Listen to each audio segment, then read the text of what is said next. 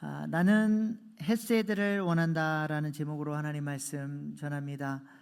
여러분은 오늘 이렇게 덥고 습한 날 교회에 왜 오셨습니까? 우리는 어떤 목적을 가지고 이렇게 모여서 하나님을 예배하는 것입니까? 아주 기초적이고 기본적인 질문이지만 매우 중요한 질문입니다. 우리가 주일을 성수하고 하나님이 기뻐 받으시는 예배를 드려야 하는 이유에 대한 분명한 답을 갖지 않으면, 자칫 잘못하면 우리의 모든 행위가 종교 생활로 하나님이 별로 기뻐하시지 않는 종교 행위가 될 수 있습니다. 예수님은 산상수훈을 통해서 분명하게 말씀하셨습니다. 마태복음 7장 21절 23절 말씀 보십시다. 시작. 나더러 주여 주여 하는 자마다 다 천국에 들어갈 것이 아니요 다만 하늘에 계신 내 아버지의 뜻대로 행하는 자라야 들어가리라. 그때에 내가 그들에게 밝히 말하되 내가 너희를 도무지 알지 못하니 불법을 행하는 자들아 내게서 떠나가라 하리라. 아멘. 주여 주여 하는 종교 생활이 중요한 것이 아니라 하나님의 뜻대로 행하는 순종, 하나님이 기뻐하시는 예배가 중요하다는 것입니다. 예수님을 대적했던 종교 지도자들은 그 누구보다 안식일을 목숨을 걸고 철저히 지키려고 노력했던 사람들입니다. 그런데 우리 주님은 오늘 본문 말씀에서 그들이 목숨 걸고 지키는 안식일이 하나님이 기뻐하시는 안식일이 아니다라고 말씀을 하십니다. 그들이 그렇게 목숨 걸고 지키는 안식일의 모든 행위가 우리 주님 보시기에 좋다 말씀하시는 것이 아니었다는 것입니다. 여러분은 이 시간에 어떤 마음을 가지고 어떤 목적을 가지고 예배를 드리고 계십니까? 우리 예배가 주님 기뻐 받으시는 예배가 되어야지 내 방식대로 종교생활로 하나님 보시기에 좋지 않다 말씀하신 예배 되지 않기를 소망합니다. 그렇다면 주님이 기뻐하시는 주일 성수, 주님이 기뻐하시는 예배는 무엇일까요? 오늘 본문 말씀이 이것에 대한 분명한 답을 우리에게 주고 있습니다. 그렇다면 먼저 종교 지도자들은 어떻게 잘못된 안식일, 어떻게 잘못된 예배를 드렸는가부터 좀 살펴보겠습니다. 오늘 본문 1절 2절 말씀입니다. 시작. 그때에 예수께서 안식일에 밀밭 사이로 가실새 제자들이 시장하여 이삭을 잘라 먹으니 바리새인들이 보고 예수께 말하되 보시오 당신의 제자들이 안식일에 하지 못할 일을 하나이다. 네, 예수님이 지금 안식일 날 밀밭 사이를 지나가십니다. 밀밭을 그냥 뚫고 그냥 짓밟고 지나간다는 의미가 아니라 밀밭 옆에 오솔길이 있는 거예요. 거기를 지나가는데 하나님의 사역하느라고 배가 고팠던 제자들이 이삭을 좀 뜯어 먹었습니다. 그랬더니 불꽃 같은 눈으로 째려보고 있던 그 바리새인들이 딱 걸렸다 하고는 안식일에 해서는 안 되는 일을 했다며 예수님까지 싸잡아서 지금 비난하고 있는 것입니다. 바리새인들이 지금 중요하게 생각하는 게 뭐예요? 안식일 날 해야 될 일과 하지 말아야 될 일들, 안식일의 핵심, 본질, 스피릿은 온데간데 없고 행위만 지켜보면서 그것을 가지고 비난하고 정죄하고 심지어는 예수님까지 죽여버리려고 그 안식일 날 논의를 했다는 거예요. 저 인간을 어떻게 죽이지? 그 미움과 분노가 그 마음에 가득 차 있었다는 것입니다. 이들이 이렇게 안식일에 목숨을 거는 이유는 역사적인 배경이 좀 있습니다. 유대인들은 과거 이 안식일을 말씀대로 지키지 않음으로써 어떤 심판을 받았어요? 바벨론 포로로 끌려갔습니다. 하나님의 성전이 불타 없어졌고 수많은 사람들이 죽임을 당했죠. 그래서 바벨론 포로로 끌려간 다음에 회개하고 정신을 차립니다. 우리가 이렇게 이방인들에 의해서 짓밟히고 하나님의 영광이 떠나버리고 성전이 이렇게 깨트려지고 이렇게 무서운 심판을 받게 된 이유는 우리가 하나님의 말씀을 멀리했고 안식일을 거룩히 지키지 않았기 때문이다. 그래서 그들은 안식일이 되면 성전은 없으니까 회당을 만들어 놓고 유대인들이 모여서 함께 하나님을 예배하고 말씀을 배우고 다음 세대에게 신앙을 전수하기 위해서 몸부림을 쳤습니다. 그래서 나오게 된 것이 여러분이 보고 있는 구약 성경 대부분이 이 바벨론 포로기 때 여기저기 흩어져 있던 것들을 이렇게 수집해서 성경이 된 것이죠. 다니엘 같은 경우도 바벨론 포로로 끌려간 다음에 이 나라가, 이 민족이 이렇게 멸망하게 된 이유는 하나님의 말씀을 우습게 여겼고 이 말씀대로 살지 않았기 때문이다. 그리고 어떻게 해요? 뜻을 정해서 이제는 하나님 말씀대로만 살겠다라고 결단하지 않습니까? 이렇게 하나님 말씀으로 돌아오는 운동, 이 회개 운동 참 좋은 일입니다. 근데 문제는 이제는 너무 하나님의 말씀을 강조하다 보니까 은혜는 없고 규례, 형식만 남아버린 거예요. 그렇게 해서 생겨나게 된 괴물 같은 종교가 바로 율법주의, 유대교가 생겨나게 된 것입니다. 왜 하나님이 이 말씀을 주셨는지, 하나님의 의도는 무엇인지, 그 하나님의 뜻은 분별하지 못하고 껍데기만 붙잡는 거예요. 그리고 장로들의 유전까지 막 더해가지고 이것을 안 지키면 죄인이라고 정죄하고 판단하는 것이 되어버렸습니다. 그래서 지금도 유대인들은 안식일 날 하면 39가지 안식일 규례를 만들어 놓고 그것을 철저히 지킵니다. 지키지 않으면 안식일을 범한 죄인이라고 정죄하는 것이죠. 안식일 전에는 집안의 모든 전등을 켜놔야 돼요. 스위치를 올리는 것도 일한 것이 돼서 안식일을 범한 것이라고 생각한 거예요. 그래서 안식일 전날 불을 켜놨어야 되는데 안 켜놓으면 어떻게 해요? 지나가는 이방인을 불러다가 저 스위치 좀 올려달라 그래요. 자기는 하나님께 복을 받아야 되고 어차피 저 이방인 저것들은 이미 저주 아래 인간들이니까 그냥 스위치 올려도 된다. 그래서 스위치를 올려달라고 부탁을 하는 것이죠. 냉장고 문도 열면 안 되고 밥도 지으면 안 되고 알파벳을 2자 이상 쓰면 안 되고 2자 이상 지우면 안 되고 별걸 다 지키는 거예요. 그리고는 몇 리 이상 가면 안 되니까 그 거리가 소뚜껑을 중심으로 기준이거든요. 그러니까 좀 멀리 갈 일이 있으면 안식일 전에 미리 소뚜껑을 한 중간 지점에 갖다 놔요. 그래가지고 안식일을 지켰다라고 할 정도로 철저하게 지키는 것이죠. 지금도 유대인들의 호텔에 가면 안식일 날 유대인들 전용 엘리베이터가 있어요. 이게 버튼 누르는 것도 안식일을 범하는 것이라 그래서 그냥 자동으로 1층에서 2층 올라가면 쓰고 3층 쓰고 뭐 버튼 누를 거 없이 그냥 층층마다 쓰게끔 설계를 해놨습니다. 아주 지독한 사람들이에요. 이런 식으로 형식에 갇혀서 이거를 지키면 안식일을 잘 지킨 것이고 이걸 안 지키면 안식일을 범한 것이라고 하는 이런 율법주의가 그들의 종교 행위가 되어버린 것입니다. 그러면서 안식일의 본질, 하나님께서 안식일을 통해서 무엇을 원하시는지는 다 잊어버린 것이죠.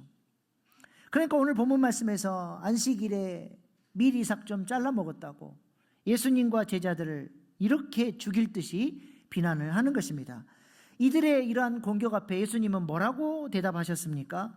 예수님은 2가지 예를 들어서 말씀을 하셨습니다. 첫 번째가 다윗이 진설병을 먹은 이야기를 우리 주님이 하십니다. 본문 3절 4절입니다. 시작. 예수께서 이르시되 다윗이 자기와 그 함께한 자들이 시장할 때에 한 일을 잊지 못하였느냐.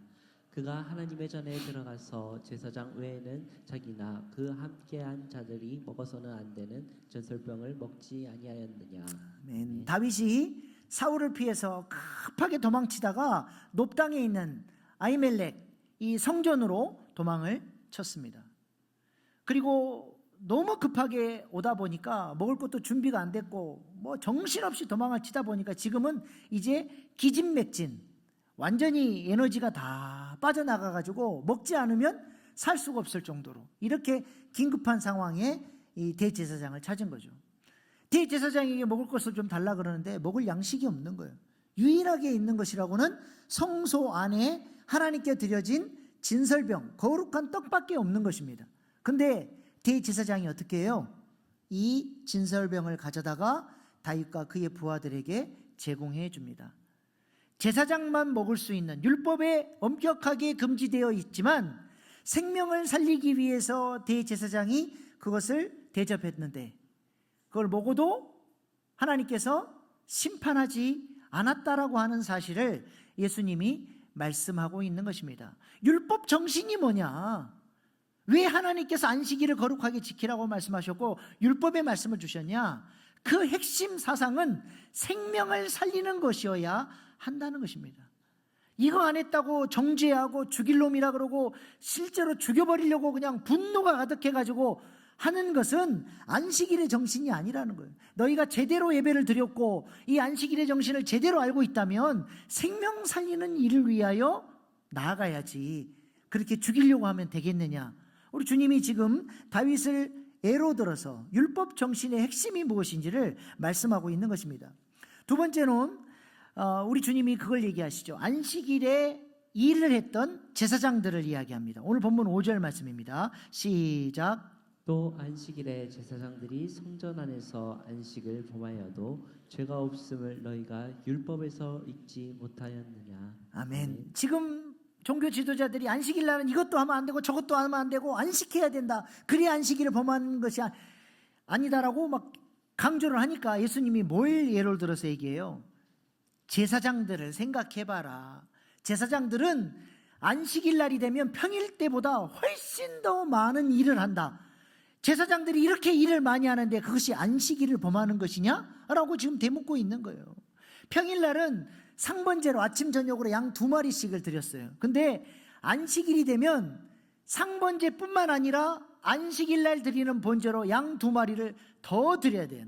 더 많은 제사를 드려야 되고 더 많은 수고를 해야 되는 날이 안식일이라는 거예요. 그래서 민수기 28장 9절로 10절 말씀 보세요. 시작. 안식일에는 1년 되고 흠없는 수장 2마리와 고운 가루 10분의 2의 기름 섞은 소재와 그 전제를 드릴 것이니 이는 상번제와 그 전제 외에 매 안식일의 번제니라. 아멘.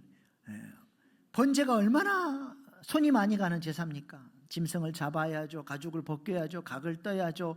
그것들이 다 불태워지기까지 온전히 하나님 앞에 올려드리는 제사인데 이거를 평일보다 더 많은 제사를 통해서 생명을 살려야 하니까 안식일 날은 그러니까 그냥 쉬기만 하는 날이 아니라 예배를 통해서 하나님이 공급해 주시는 힘을 공급받고 위로하시고 치유하시고 용서해 주신 하나님의 그 사랑을 경험하고 주님께서 주신 그 사랑으로 생명 살리는 일을 위하여 헌신하는 날, 주님 나라 위하여 일하는 날이 바로 안식일이라고 하는 것을 우리 주님이 말씀하고 계시는 것입니다.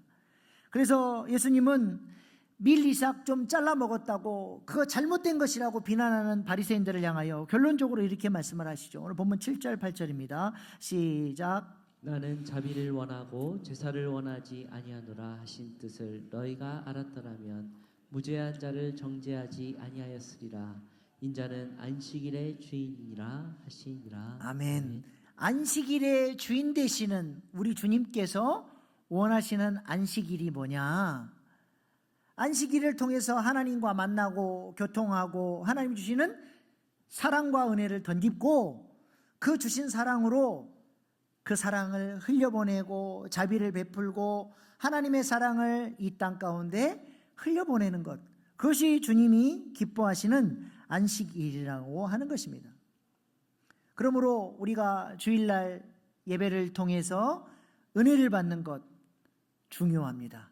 하나님의 사랑이 우리 마음 가운데 가득 부어져야 되죠. 그리고 그 사랑을 우리가 통로가 돼서 흘려보내고 생명을 살리고 사람들을 살리는 일을 위하여 우리가 쓰임받는 것, 그것이 하나님이 기뻐하시는 주일 성수요, 주일 예배의 목적인 줄로 믿습니다. 그런데 바리새인들은 어떻게 했어요? 안식일 날 예배 잘 드리고 와서는 뭐 하고 있어요? 눈깔질하고 있어. 예수 저거 꼴보기 싫은 놈, 저거 안식일 범했네? 저거 어떻게 죽여버릴까?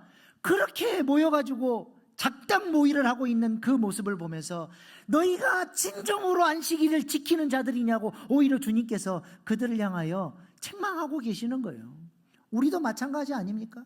예배 가운데 하나님께서 충만하게 은혜를 부어주시면 성도들이 사랑스럽고 이 교회가 좋아서 어떻게 이 교회를 잘 섬겨볼까 이런 마음이 들어야 되는데, 예배 실컷 잘 드리고 나서는 모여가지고 아이고 저 꼴보기 싫으니까 또 왔네, 눈깔질하고 있으면 그것이 참된 예배냐 그거예요. 또 오늘 본문 말씀에 보면 예수님을 뭐라고 또 공격하냐. 바리새인들이 안식일날 병든 자를 치유하는 문제를 가지고 시비를 걸고 있습니다. 오늘 본문 10절 말씀 보십시다. 시작. 한쪽 손 마른 사람이 있는지라 사람들이 예수를 고발하려 하여 물어 이르되 안식일에 병 고치는 것이 옳으니까. 아멘. 안식일날 아무 일도 하지 말아야 되는데 왜 사람들을 치유하냐고 예수님을 공격하고 있는 거예요. 이 예수님께서 뭐라고 대답하십니까? 11절 말씀입니다. 시작. 예수께서 이르시되 너희 중에 어떤 사람이 양 한 마리가 있어 안식일에 구덩이에 빠졌으면 끌어내지 않겠느냐. 예수님이 대묻고 있어요. 네가 사랑하는 양이 안식일에 구덩이에 빠져서 죽어가는데 안식일이니까 모른 체하고 안 건져내겠냐. 당연히 끌어내서 그 가축을 살려내지 않겠냐. 예수님이 지금 안식일날 치유하는 것은 생명 살리는 것이고 죄와 사망의 지배 아래서 고통당하는 자들을 건져내는 것이니 이것이야말로 안식일의 정신에 부합하는 행동이라는 거예요. 너희도 안식일에 생명 살리는 일을 위하여 헌신하라고 얘기하고 계시는 것입니다. 이것이 율법 정신이라는 거예요. 그 율법에 매여가지고 죽이지 말고 살리는 일을 위하여 헌신하라는 것이죠. 심지어는 율법에 우리 주님이 뭐라고 말씀하세요? 원수의 짐승이 안식일날 죽어가면 모른 채 하지 말고 원수의 짐승이라도 도와서 살려내라는 거예요. 이것이 율법 정신이라는 겁니다. 그래서 출애굽기 23장 5절 말씀 보세요. 시작. 내가 만일 너를 미워하는 자의 나귀가 짐을 싣고 엎드려짐을 보거든 그것을 버려두지 말고 그것을 도와 그 짐을 부릴지니라. 아멘. 네가 미워하는 원수 같은 사람의 짐승이라고 할지라도 지금 생명이 위독하면 도와서 살려내라. 이것이 율법이 원하는 삶이다라고 이야기합니다. 그래서 결론적으로 예수님은 이렇게 말씀하십니다. 12절 오늘 보면 시작. 사람이 양보다 얼마나 더 귀하냐. 그러므로 안식일에 선을 행하는 것이 옳으니라 하시고. 아멘. 선이 뭐예요? 선이 영어로 굿, 하나님 보시기에 좋다 말씀하시는 삶이 바로 선입니다. 안식일에 그러니까 뭘 하라는 거예요? 하나님 보시기에 좋다 말씀하시는 삶을 살아가라는 거예요. 그것이 안식일을 잘 지키는 것이라고 말씀하는 겁니다. 형식에 매여가지고 죽이는 일 하지 말고 생명 살리는 일을 위해서 자비의 열매, 사랑의 열매를 내어 놓으라는 것입니다. 예수님은 뭘 말씀하세요? 나는 자비를 원한다. 그런 형식적인 것을 원하지 않고 너희에게 자비를 원한다. 여기서 말하는 자비는 그러면 무엇입니까?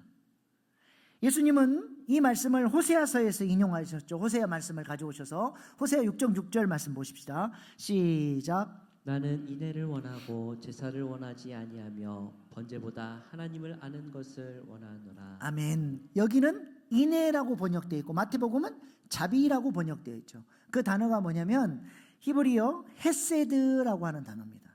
인애, 다시 말하면 사랑이란 뜻이에요. 사랑, 자비, 섬김, 긍휼 다 같은 의미예요. 이 헤세드는 하나님의 본성적 사랑을 말합니다. 우리에게 있는 사랑이 아니라 삼위일체 하나님만이 가지고 있는 그 헤세드의 사랑이 주일 예배를 통해서 우리에게 부어지고 그 사랑을 가지고 우리도 통로가 돼서 아버지의 그 사랑을 누군가에게 흘려보내는 것, 이것이 안식일에 우리에게 기대하시는 하나님의 마음이요, 우리가 이 시간에 예배를 드리는 목적도 이 사랑을 공급받아야 이 사랑을 흘려줄 수 있기 때문에 우리는 집중해서 이 시간도 하나님께서 부어주시는 그 사랑을 사모하며 나아가는 것입니다. 지난주도 말씀드렸던 것처럼 주일날 와서 한 가지라도, 그냥 왔다 가지 말고 한 가지라도 주님이 내게 터치하시는 그 사랑을 경험하셔야 돼요. 그리고 그 사랑을 붙들고 그 주신 그 사랑이 나로 하여금 순종의 삶을 살아갈 수 있도록 그 능력이 내게 흘러 들어와야 한다는 것입니다. 다른 종교들도 자비와 사랑을 많이 강조합니다. 그러나 다른 종교가 말하는 자비와 사랑과 성경이 말하는 사랑은 근본적으로 달라요. 다른 종교가 말하는 자비와 사랑은 사람에게서 나오는 사랑이에요. 누군가를 긍휼히 여기는 마음, 불쌍히 여기는 마음, 이거는 사람에게서 나오는 거지만 성경이 말하는 이 자비, 사랑은 절대로 타락한 본성을 가진 우리에게서 나올 수 있는 사랑이 아닙니다. 이건 하나님이 우리에게 성령을 통해서 부어주셔야 돼요. 이 사랑의 능력이 내게 임해야 돼요. 그래서 다른 종교에서 말하는 자비와 사랑은 미안하지만 이 사랑의 목적은 돌고 돌아서 결국에는 어디로 향하냐면 나의 유익으로 향하게 되어 있습니다. 좀 이기적인 사람들은 눈에 보여요. 자기밖에 몰라. 그래서 사람들이 그러죠. 아유, 저 이기적인 인간. 눈에 훤히 보이죠. 근데 수준 높은 이기주의자들은 남을 위해서 사는 것 같고 헌신하는 것 같고 사랑과 자비를 베푸는 것 같은데 그것이 반경이 넓어서 그렇지 돌고 돌아서 그것을 추적해 보면 결국에는 자기에게로 와버려. 자기 영광, 자기 의, 자기 자랑, 자기 명예, 결국에는 자기가 영광 받는 걸로 끝이 나버려요. 이것이 세상에서 말하는 사랑이에요. 그래서 그 자기가 원하는 것이 오지 않으면 포기하는 거죠. 감히 내가 이렇게 했는데 고마워하지 않아? 감히, 이 감히 안에 뭐가 들어있어요? 자기 의가 들어있는 거예요. 그러나 헤세드의 사랑은 그런 사랑이 아닙니다. 하나님께서 부어주신 그 사랑이 흘러가는 거예요. 이 사랑이 나를 통해서 흘러가면 이 사랑은 어떤 능력을 가져오는 사랑이에요? 이 사랑이 임해야 하나님을 마음을 다하고 뜻을 다하고 힘을 다하여 사랑할 수 있는 거예요. 하나님도 우리 힘으로 사랑하는 거 아닙니다. 아버지의 사랑이 부어져야 내가 하나님을 사랑하게 되는 거예요. 그리고 그 사랑으로 마땅히 사랑해야 될 사람들을 사랑하며 섬기며 그 사랑의 능력이 그렇게 사랑할 수 있도록 도와주는 것이죠. 그래서 그 사랑을 흘려보내면 그 사랑을 공급받은 사람은 이 사랑은 하나님을 사랑하는 사랑이니 그 사랑을 공급받은 사람은 하나님을 마음을 다하고 뜻을 다하고 힘을 다하여 사랑하는 사람이 되는 거예요. 물론 그 사랑을 전해준 내게도 고맙다고는 하겠죠. 그러나 그것이 없어도 상관없어요. 이거는 결국에는 하나님께 영광 돌리는 사랑이 되는 거예요. 사람들이 고맙다고 하면 뭐라고 그래요? 내가 그 영광을 취하는 것이 아니라 다 주님 덕분입니다. 주님께서 주신 사랑을 나는 플로잉 흘려줬을 뿐입니다. 하나님께 영광 돌립니다. 그래서 모든 그 사랑의 목표가 하나님께로 향하게 된다는 것입니다. 그래서 이 사랑이 없으면 우리는 전부 다 하나님께로 가야 될 영광을 다 도둑질해가지고 내가 차지해버려요.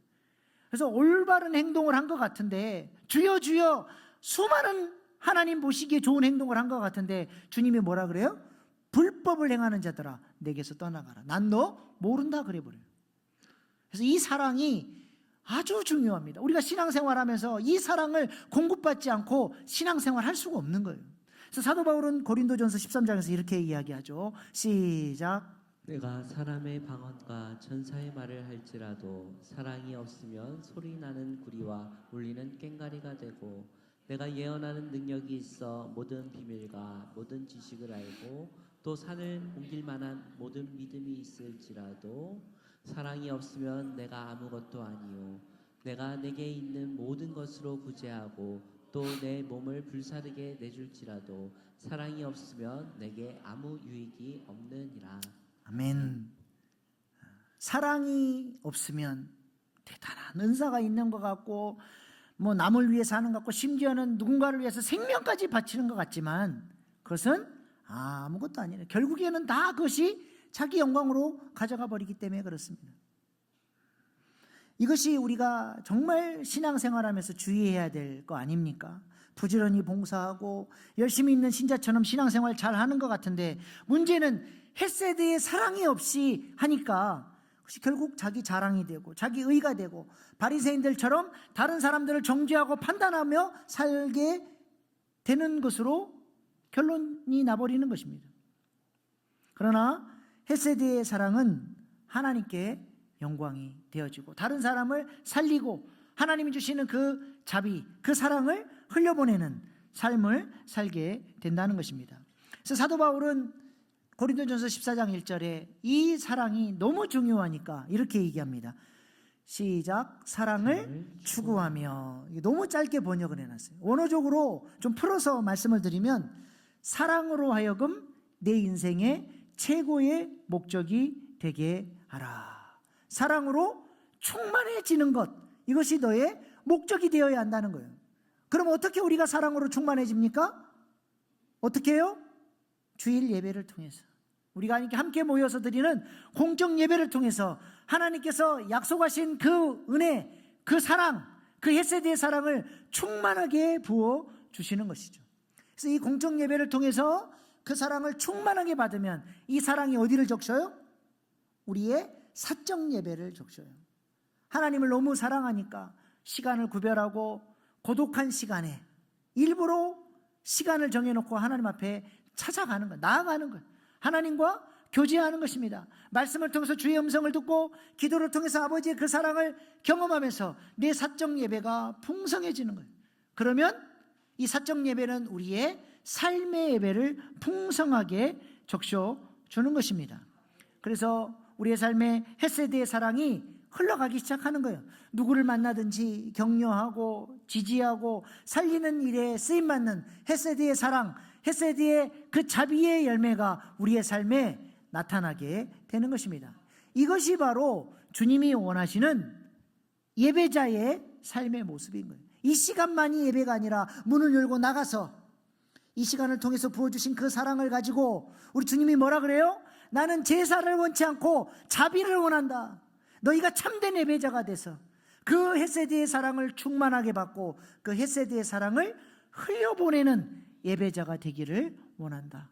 이것이 이 주일날 하나님께서 우리에게 기대하시는 것입니다.